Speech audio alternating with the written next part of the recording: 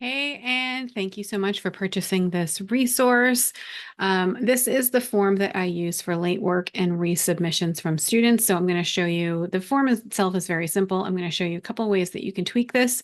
One is first name, last name. I have a colleague who likes to go last name, first name, just for sorting purposes.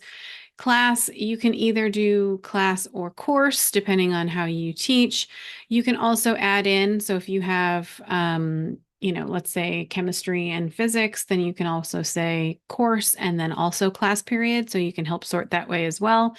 And then this is a question that I'm just adding this year, so you can add it or not add it, but not that it makes a difference. I'm just personally tracking this information to see who's submitting late and who is resubmitting and how common those things are. So the next is the name of the assignment that you are submitting late or resubmitting. And I ask them to submit one assignment per form so that I can go through and literally check stuff off. And that way I'm not missing something. So if they're submitting more than one assignment, they submit this form for as many times as they do. If they're submitting 3 assignments, they submit this form 3 times separately.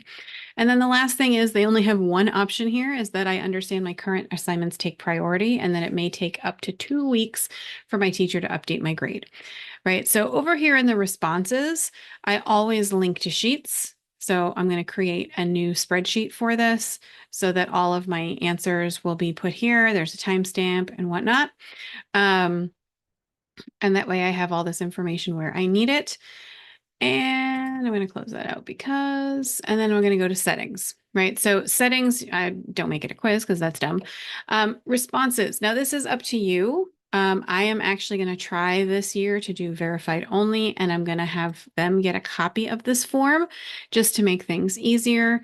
They cannot edit their responses after they submit it because then they can always go back and be like, I did this thing and I don't want to deal with that. The presentation, we don't want to do anything here. You can edit the confirmation message. I just gave you one that says your submission has been received and your grade will be updated within 2 weeks. If you click edit, you can fix that up for yourself and then show a link to submit another response because they may have more than one assignment that they are submitting late.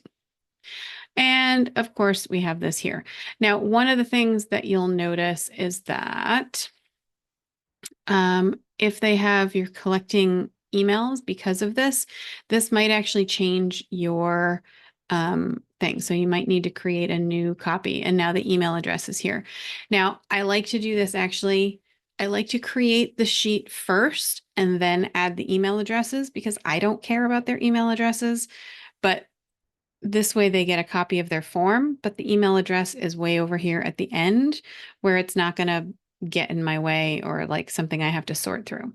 So just FYI, it's just a little trick I've picked up along the way. You're also welcome to edit the look of this however you want, the header image and the colors and all that other good stuff.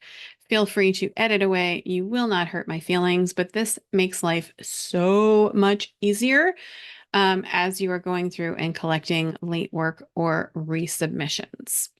So best of luck. If you have any questions or comments or needs, please reach out to us at thesmootheducator@gmail.com.